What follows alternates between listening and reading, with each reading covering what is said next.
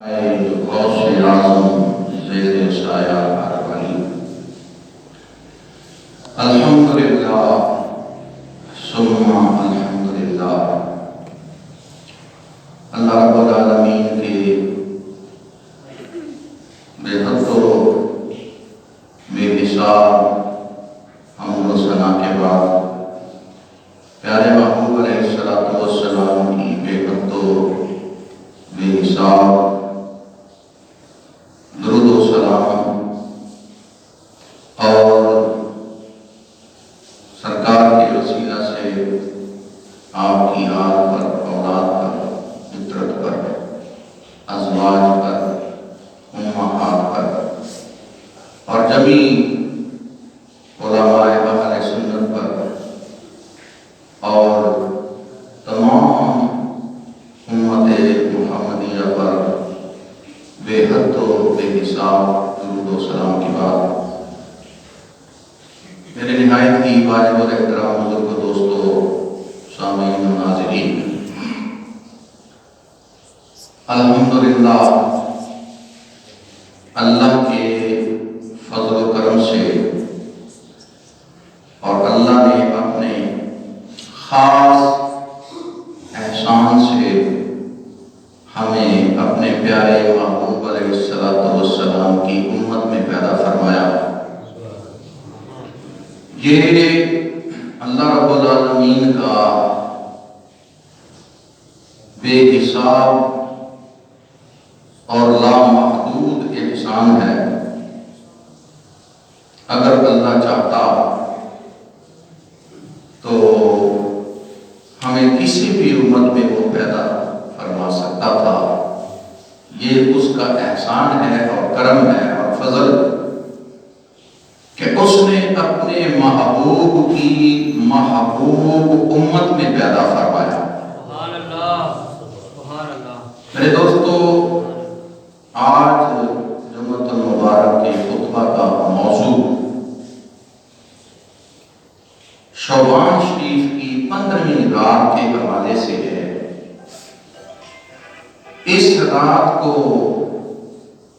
لیلۃ المبارکہ، لیلۃ المغفرہ اور لیلۃ الرحمہ علماء نے لکھا۔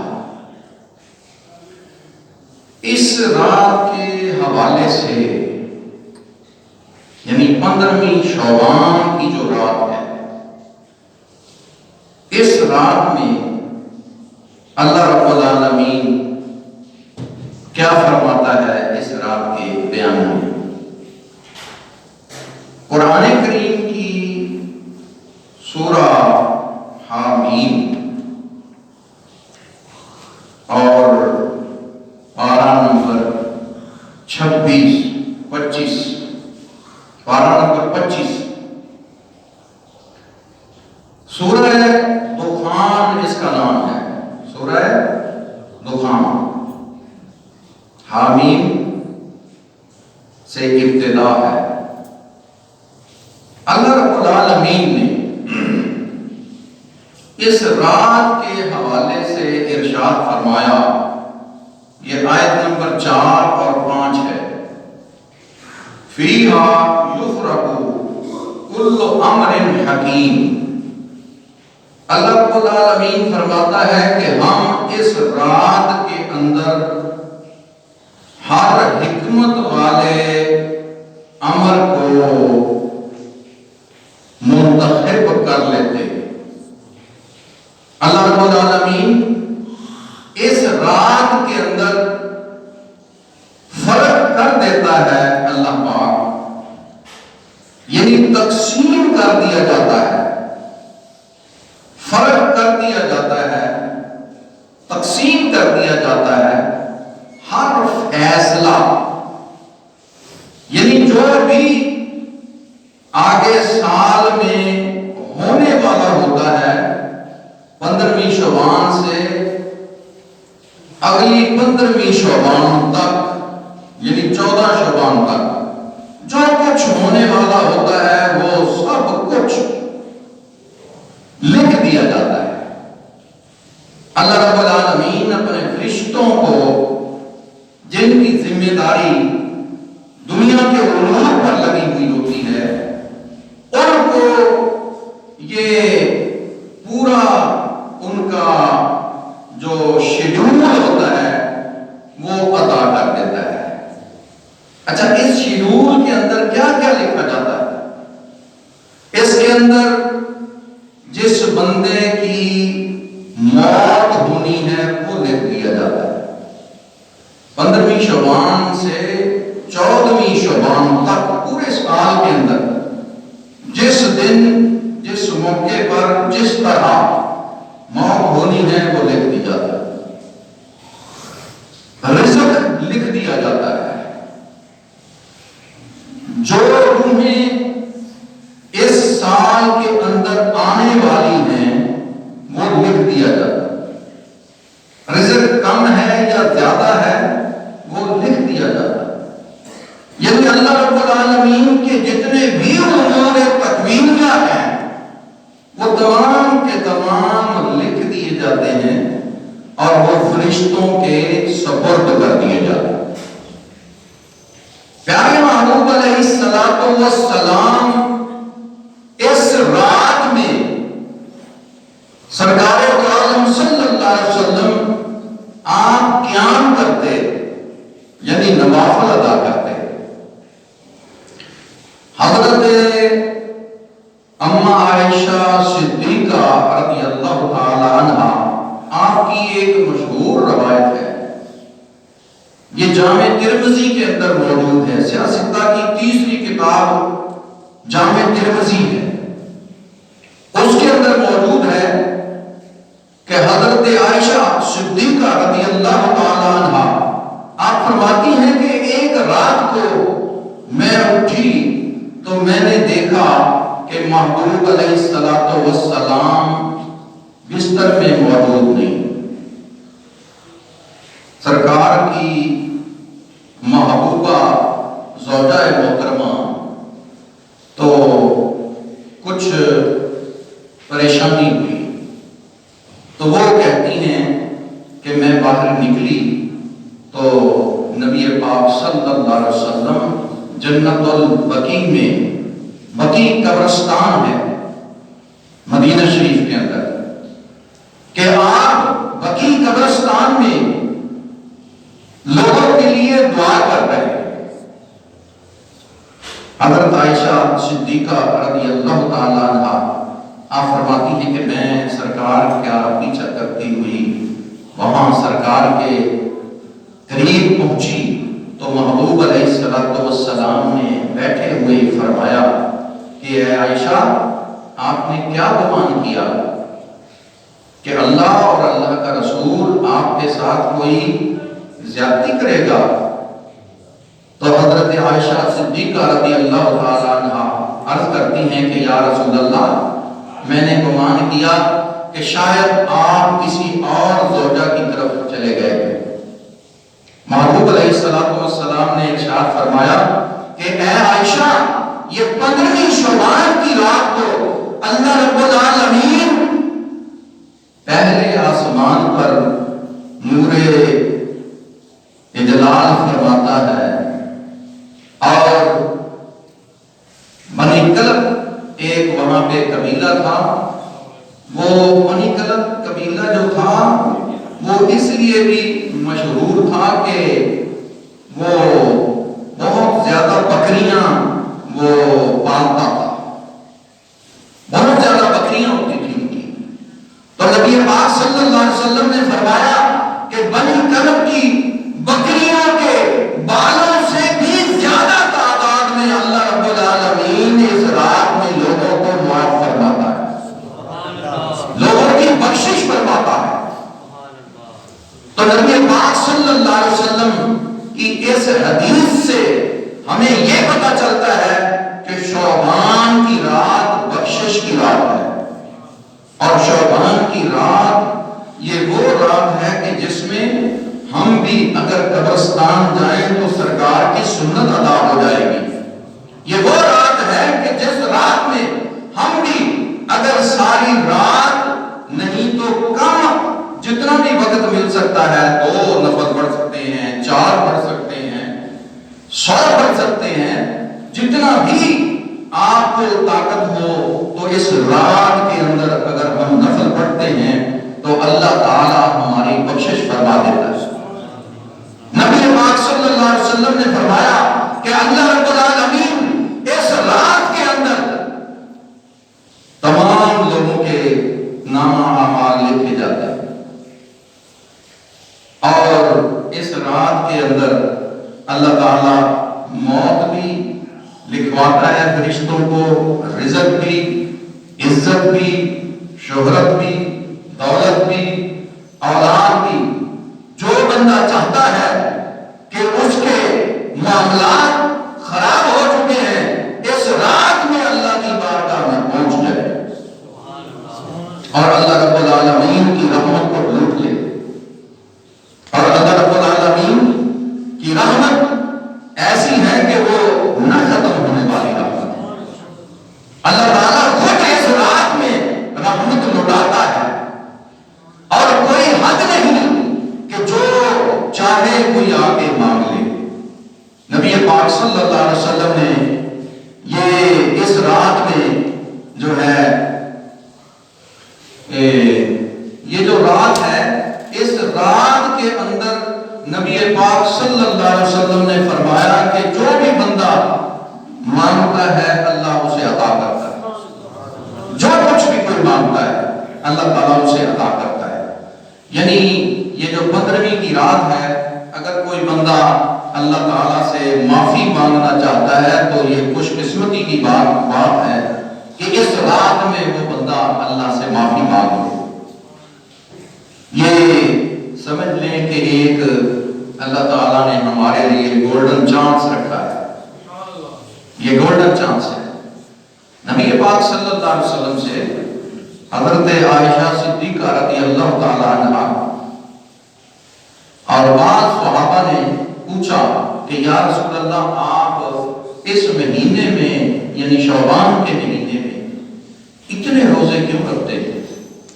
تو محبوب علیہ السلام نے ارشاد فرمایا کہ میں اس لیے روزے رکھتا ہوں کہ اللہ رب العالمین جب میری قضا اجل یعنی میری موت کا وقت لکھے تو میں روزے دار ہوں، کہ میں اس حالت میں اللہ کو ملوں، یعنی اللہ تعالیٰ مجھے اس حالت میں پائے کہ میں روزے دار ہوں۔ پھر نبی پاک صلی اللہ علیہ وسلم نے فرمایا کہ یہ شعبان کا مہینہ میرا مہینہ ہے۔ اللہ رب العالمین نے یہ جو مغفرت کی رات رکھی ہے، یہ سرکار کے مہینے میں رکھی ہے، یہ سرکار کے صدقے سے رکھی ہے، یہ سرکار کے وسیلے سے ملی ہے، یہ رات سرکار نے ہمیں بیان فرمائی ہے، اور سرکار کے وسیلے سے ہمیں یہ رحمت ملی ہے۔ یہ مغفرت کی رات بھی محبوب علیہ السلام کے وسیلے سے ہمیں ملی ہے۔ اللہ کا کلام بھی ہمیں محبوب کے وسیلے سے ملا ہے۔ جو محبت والے مومنین ہیں وہ تو یہ بھی کہتے ہیں کہ اللہ بھی ہمیں محبوب کے وسیلے سے ملا ہے۔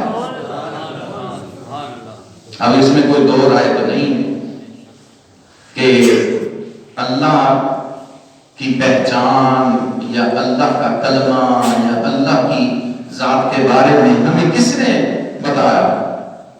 کس نے بتایا؟ محمد مصطفیٰ صلی اللہ علیہ وسلم۔ تو وسیلہ بنے کہ نہیں بنے؟ ہم نے کلمہ جو پڑھا اللہ کا، کس نے پڑھایا؟ لا الہ الا اللہ کس نے پڑھایا؟ محمد رسول اللہ نے پڑھایا۔ تب ہی کلمہ پورا ہوتا ہے۔ کلمہ اللہ کا کس نے پڑھایا؟ محمد رسول اللہ نے پڑھایا۔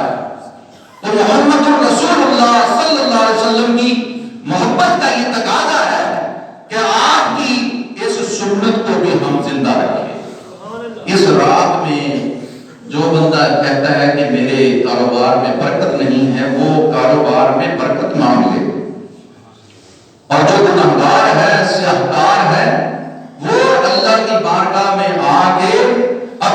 گناہوں کی معافی مانگ لے، اللہ عطا فرمانے والا ہے۔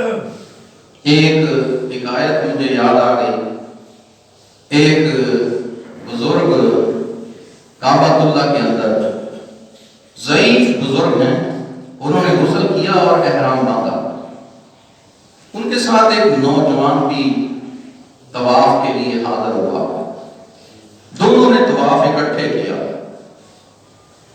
ان بزرگوں نے اللہ کی بارگاہ میں حاضر ہو کے طواف جب شروع کرتے ہیں تو کہتے ہیں لبیک، کیا کہتے ہیں؟ اس کا معنی ہوتا ہے میں حاضر ہوں، اس کا کیا معنی ہے؟ میں حاضر ہوں۔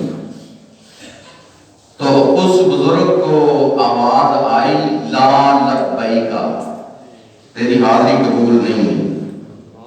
یہ آواز اس بزرگ نے بھی سنی اور جو ساتھ میں نوجوان لڑکا تھا اس نے بھی سنی، اور اس نوجوان نے کہا بابا آپ جب لبیک کہتے ہیں تو آگے سے آواز آتی ہے لا لبیک، تو آپ کو سنتا نہیں ہے؟ کہتے جی مجھے سنتا ہے، میں 70 سال سے یہ آواز سن رہا ہوں۔ تو اس لڑکے نے کہا تو پھر آپ بار بار کیوں آتے ہیں؟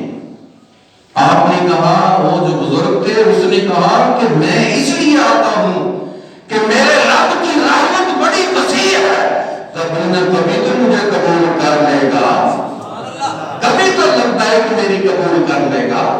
میں اللہ کی رحمت سے نا امید نہیں ہوں، میں اللہ کی رحمت سے نا امید نہیں ہوا، اس لیے میں بار بار اسی در پہ آتا ہوں، اس لیے کہ میرے لیے اور کوئی در نہیں ہے جہاں جا کے میں لبیک کہوں۔ اسی وقت اللہ رب العالمین نے، اسی وقت غیب سے آواز آئی، اس شخص کو بھی اور وہ جو نوجوان لڑکا ہے اس نے بھی سنی کہ اللہ رب العالمین کی طرف سے یہ آواز آئی کہ جا تیری ساری حاضریاں 70 سال کی قبول کر لی۔ اندازہ کریں، یہ ہوتی ہے استقامت، اللہ کے بندوں کا یہ ایمان ہوتا ہے۔ یہ ایمان نہیں کہ ایک دفعہ کوئی کسی کو کہہ دے یار جا تو دوبارہ اس کے متھے ہی نہیں لگنا، یہ نے میری توہین کر دیتی ہے۔ ہاں، اللہ کی بارگاہ میں بار بار آنا ہے، بار بار آنا ہے، بار بار آنا ہے، اور اللہ نے کبھی بھی تمہیں دعوت دینے سے انکار نہیں کیا۔ 5 مرتبہ دعوت ملتی ہے روزانہ، کبھی نہیں حکم دیا، کہیں نہیں حکم دیا کہ اگر کوئی نمازی نہیں آتے تو اس کو وہ مسجد میں نہیں آنے دینا، کوئی حکم نہیں آیا۔ آ جاؤ، صبح آ جاؤ، دوپہر میں آ جاؤ، عصر میں آ جاؤ، مغرب میں آ جاؤ، فجر میں آ جاؤ، عشاء میں آ جاؤ، جب بھی آ سکتے ہو آ جاؤ، نہ نہیں ہے اللہ کے گھر میں۔ تو میرے دوستو، ہم نے اللہ کی بارگاہ میں توبہ کرنی ہے، سچی توبہ۔ کیا کرنا ہے؟ سچی توبہ اگر نہ ہو تو کوئی عمل قبول نہیں ہوتا۔ شیطان بڑا خبیث ہے، جو عابد و زاہد ہوتے ہیں نا، جو کچھ نمازیں پڑھنے لگ جائیں اور اکثر غلط نمازیں پڑھنے والے، ان کے اندر شیطان ایک وسوسہ پیدا کر دیتا ہے کہ بندے بھی بندے تو بڑا نمازی ہے، سارے لوگ غافل میں ستے پہ، سارے ستے رہتے، تو نمازی، نماز وہ غلط پڑھ رہا ہے، نماز صحیح نہیں پڑھتا، تلاوت صحیح نہیں آتی، مسائل کا پتہ نہیں ہے، نماز ناقص ہے، نماز باطل ہے، نماز فاسد ہے، اور نماز مکروہ تحریمی ہے، نہیں پتا، نہ سیکھنا ہے، نہ سیکھنے دینا ہے اس نے کبھی۔ ہاں یہ کام اور چھوڑ دیا، مولوی نے یہ گلاں تو پڑھی رکھ، یہ بھی بہت بڑا وسوسہ ہے، تو پڑھی رکھ، وہ پڑھنے میں ہی وہ لگا رہتا ہے، ساری زندگی لگا رہتا ہے، اور آخر میں کیا ہوتا ہے؟ ایمان سے ہاتھ دھو بیٹھتا ہے۔ کیوں؟ اصلاح کی کوشش نہیں کی، سوچا ہی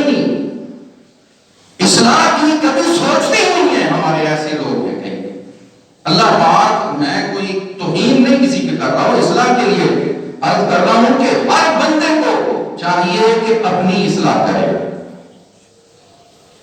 ماشاءاللہ جن کی نمازیں درست ہیں سبحان اللہ، وہ بھی علماء سے رابطہ رکھیں اور ان کو سنائیں اور درست کریں اور توبہ کریں، اور اس رات میں کوشش کریں کہ نوافل کی بجائے اپنی قضا نمازیں ادا کریں. جو نمازیں قضا ہو چکی ہیں وہ ادا کریں، کیونکہ جو فرائض اور واجبات ہیں ان کے بارے میں پوچھو گی. اور یہ بونس کی رات ہے، 15ویں شعبان کی رات. اللہ رب العالمین ہمیں سچی توبہ کرنے کی توفیق عطا فرمائے. وما الیہ الا البلاغ. سنت ادا.